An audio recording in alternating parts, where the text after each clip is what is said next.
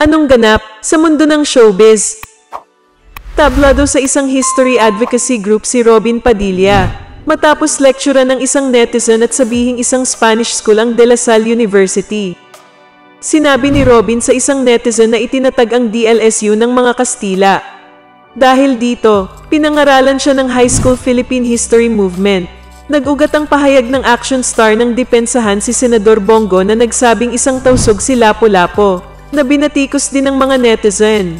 Kinwestiyon naman ng aktor ang educational background ng isang netizen na pumuna sa mga sinabi niya.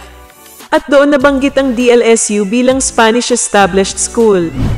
You got to be kidding.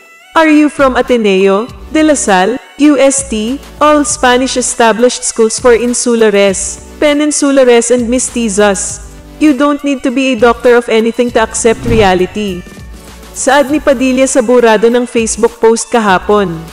Kinurek ng High School Philippine History Movement ang aktor at nilinaw na ang DLSU ay hindi itinatag ng mga Kastila. Ang De La Salle University ay itinatag noong June 16, 1911 noong panahon ng mga Amerikano. Sabi nito sa Facebook post. Dagdag nito, itinatag ang universidad ng mga Amerikanong mula sa Institute of the Brothers of the Christian Schools o mas kilalang Lasallian Brothers. Hindi po ito itinatag noong panahon ng Espanyol o ng mga Kastilang Praile. These are irrefutable historical facts. Walang personalan. Dagdag nito. Ano sa palagay nyo? Maraming salamat sa panunood. Huwag kalimutang i-like ang video, comment, share and subscribe na din. Anong ganap sa mundo ng showbiz? Sinabi ni Senator Robin Padilla na binili lamang niya sa isang mall ang kanyang suot na barong nang dumating siya sa Senado nitong Lunes ika-25 ng Hulyo para sa pagbubukas ng unang regular na sesyon ng 19th Congress. Sa isang ambush interview, sinabi ni Senator Robin na nabili lamang niya ito sa tindahan sa SM na Onesimus. Matatandaan na nanguna sa senatorial race noong eleksyon 2022 si Padilla. Kabilang sa kanyang mga iminungkahing batas ay ang federalismo, legalisasyon ng marijuana para sa medikal na paggamit, divorce, at iba pa. Sir, is that a pinya barong? Huh? Pinya barong, sir? Oo, hindi na ako sanay magsuot nito eh. Ako, kailangan daw ganitong barong eh. Pero mas komportable ako doon sa native. Ayun! Isa pa. Sino designer ka naman? Barong? Nakabili ko lang si Asmin nito eh. Onesimus. Anong masasabi mo sa balitang ito? Anong ganap sa mundo ng showbiz?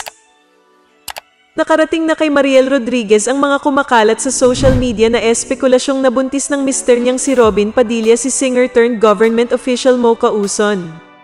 Sa Instagram post ni Mariel inanunsyo niyang nabawasan siya ng 30 pounds. Yes, I lost 30 pounds already. Yehey, still a long way to go. But getting there, caption niya. Sa naturang post, isang follower ni Mariel ang nagtanong sa comment section kung totoo raw ba ang espekulasyon na nabuntis ni Robin si Mocha. Sis, ano masasabi mo na buntis daw si Mocha at si Robin ang tatay? Tanong ng isang fan. Nireplyan niyo ni Mariel ng 3 laughing while crying emojis. Ano sa palagay nyo? Wala pa rin talagang kupa si Robin. Ano kaya ang itsura ng magiging anak nila? Anyway, parehas naman silang DDS. Compatible naman sila, hahaha. Shoutout nga pala sa mga iyakin kong mga fans. Welcome kayong umiyak sa comment section. Kung hindi ka pa nakasubscribe, ay huwag ka nang mag-subscribe. At i-click mo na lang ang dislike. Anong ganap sa mundo ng showbiz? Nasa 150 million pesos daw ang tinatayang magagastos ni Robin Padilla kung itutuloy niya ang pagtakbo bilang governor ng Camarines Norte sa Bicol. Mismo ang action star na rin ang nagsabi na hindi niya kakayanin ang halagang yon. Kung 20 million pesos lang daw ay pwede pang ipangutang bukod sa pagbebenta ng kanyang ari-arian. Dahil daw sa laki ng kanyang magagastos if ever, kaya hindi na raw niya itutuloy ang unang binalak. Naipangako pa man din daw niya sa mga taga Camarines Norte na gagawa siya ng mga magagandang pagbabago roon. 150 million pesos for a local position for governor? Teka muna, Ani Robin. Inihingi niya ng paumanhin ang kanyang pag-atras. Sasugpa ng asawang si Mariel Rodriguez. Doon na raw pumapasok ang pagiging corrupt ng isang politiko na kailangang mabawi ang ginastos kapag nanalo. Sinang-ayunan naman yun ni Robin, na muli ay nilinaw na hindi siya tatakbo sa 2022 elections sa pagka-governor o ano pa mang posisyon.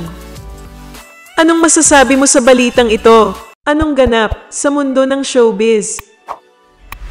Sinurepresa ni Senator Robin Padilla ang dating ka-love team na si Sharon Cuneta sa concert nito sa Marriott Grand Ballroom nitong Biyernes ng gabi.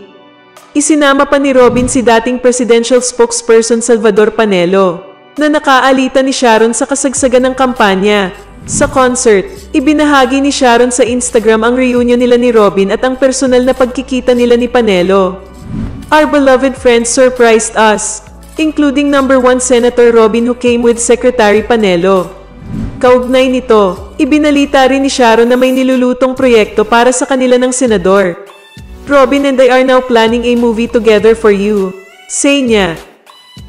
Anong masasabi mo sa balitang ito?